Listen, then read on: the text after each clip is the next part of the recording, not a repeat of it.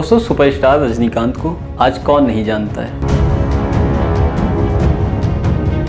लेकिन कहते हैं ना कि हर सक्सेसफुल पर्सन के पीछे एक स्ट्रगल होता है,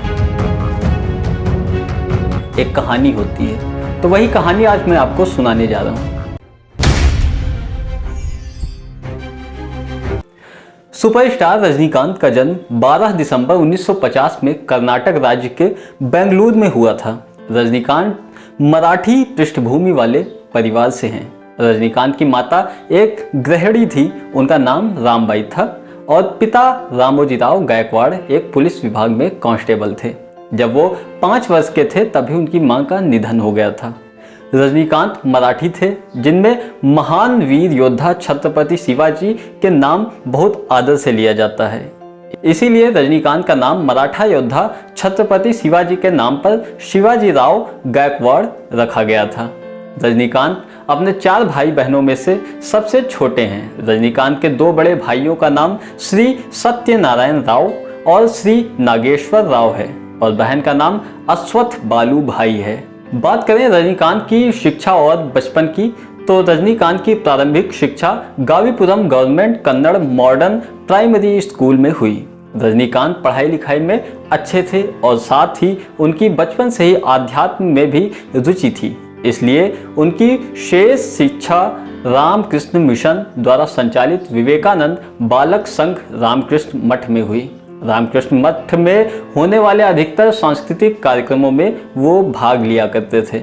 रजनीकांत ने यहाँ के बाद की शिक्षा आचार्य पाठशाला पब्लिक स्कूल से प्राप्त की। रजनीकांत ने अपनी शिक्षा पूरी होने के बाद बेंगलोर और चेन्नई में अनेक नौकरी की, जिसमें एक बार एक कारपेंटर की नौकरी की थी।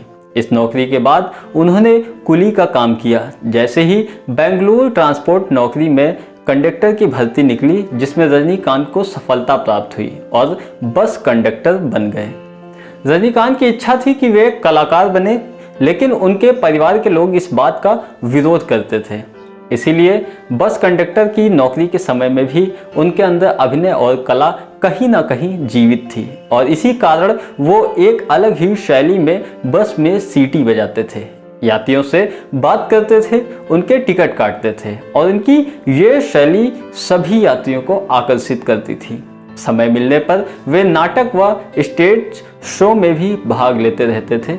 उन्होंने एक कन्नड़ नाटक टोपी मुनियप्पा किया और उन्होंने अनेक स्टेज शो किए। इसी कारण से उन्हें अनेक और नाटकों में भी काम करने का अवसर मिला। रजनीकांत फिल्मों में अभिनय करना चाहते थे, जिसके कारण उन्होंने वर्ष 1973 में मद्रास फिल्म इंस्टीट्यूट एक्टिंग में डिप्लोमा में प्रवेश लिया। यहाँ एक नाटक को करते समय एक बार रजनीकांत पर फिल्म निर्देशक के बालाचंद्र की नज़र पड़ गई। रजनीकांत के अभिनय को देखकर बालाचंद्र जी बहुत ही प्रभावित हुए और उन्होंने रजनीकांत को अपनी एक तमिल फिल्म में अभिनय करने के लिए कहा। रजनीकांत ने हाँ कर दी। इस फिल्म का नाम था अपूर्वा रागंगाल। ये रजनीकांत की पहली फिल्म बनी। इस फिल्म में रजनीकांत का रोल अवश्य छोटा था, लेकिन इस फिल्म में उनके द्वारा किए गए अभिनय की सबने प्रशंसा की और लोगों का ध्यान अपनी ओर आकर्षित किया। इस फिल्म में उनके साथ कमल हासन और श्रीविद्या थी। वर्ष 1975 से 1977 के बीच उन्होंने अधिकतर फिल्मों में कमल हासन के साथ विलेन की भूमिका ही की। लीड रोल में उनकी पहली तमिल फिल्म 1978 में भैरवी आई। यह फिल्म बहुत हिट रही और रजनीकांत स्टार बन गए। फिल्म निर्देशक के बालाचंद्र ने इस फिल्म में उनको श्रीविद्या के पति का छोटा सा रोल दिया था और कमल हसन इस फिल्म में मुख्य अभिनेता थे। इस फिल्म को 3 राष्ट्रीय फिल्म पुरस्कार से सम्मानित किया गया था।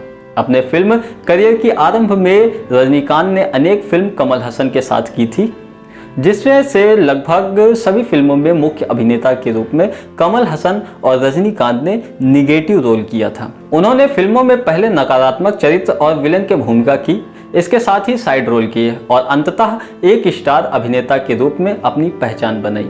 एक समय ऐसा भी था जब एक उत्कृष्ट अभिनेता होने के बाद भी उनके काम पर ध्यान नहीं दिया गया, लेकिन वो साहसी थे।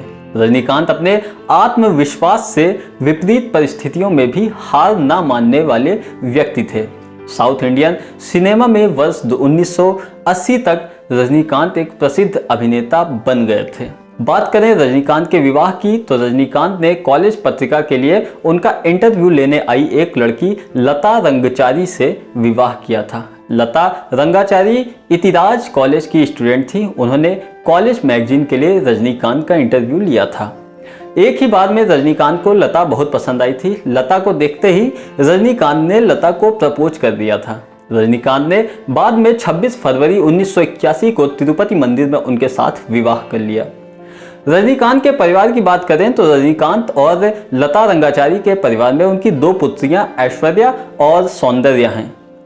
रजनीकांत की पत्नी दी आश्रम नाम से एक स्कूल चलाती हैं। रजनीकांत की पुत्री ऐश्वर्या की विवाह 18 नवंबर 2004 को अभिनेता धनुष से हुआ था और तमिल फिल्म जगत में प्रोड्यूसर एवं डायरेक्टर और ग्राफिक्स डिजाइनर छोटी पुत्री सौंदर्या का विवाह 3 सितंबर 2010 को बिजनेसमैन श्रीन राम कुमार से हुआ है। रजनीकांत ने लगभग 190 फिल्मों में काम किया है, जिनमें कन्नड़, तेलुगु, तमिल, मलयालम, हिंदी, इंग्लिश और बंगाली फिल्में हैं।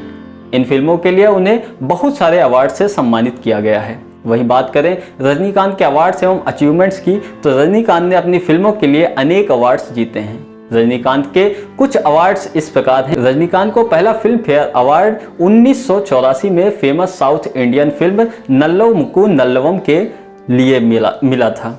वर्ष 1984 में ही रजनीकांत को सरकार के द्वारा कलाईमणि अवार्ड भी मिला था। तो दोस्तों, हम आपके लिए इस शो में ऐसे ही स्ट्रगल्स की कहानी सुनाते हैं, तो चैनल को जरूर सब्सक्राइब कर लीजिएगा और लगातार अपडेट्स के लिए बने रहिए खबरी लाल पर।